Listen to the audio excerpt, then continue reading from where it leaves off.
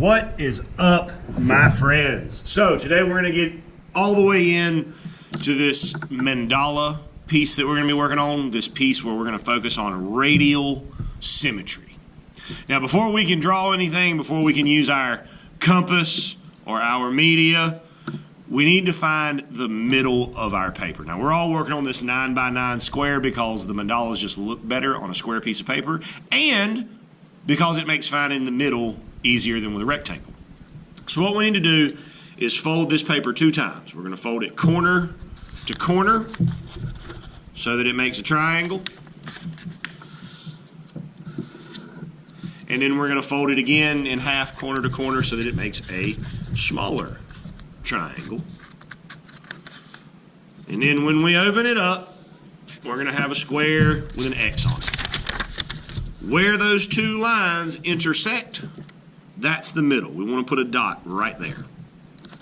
Every time we put our compass down, we have to make sure that that little brass ring is sitting on top of that dot, because we want our rings in this mandala to be what's called concentric. That means evenly stacked inside of each other. It should look like a target when we're done with the compass. So for our first circle, we're going to use the white part, and we're going to use that very last hole that's the closest to the edge. So I put my brass ring over the hole, keep my pen straight up and down, spin that circle. All right.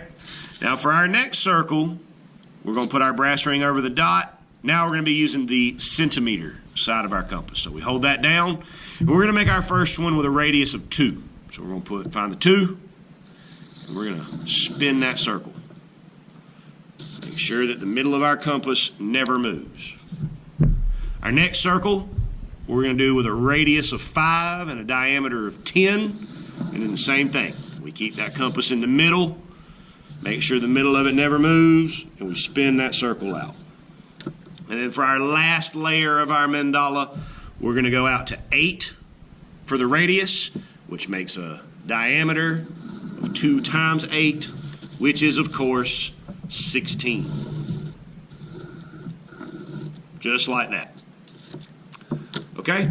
And that, my friends, sets up the base part of our mandala.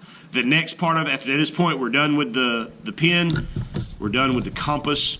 We will be switching to pencils in the next step of directions. Good luck and happy arting.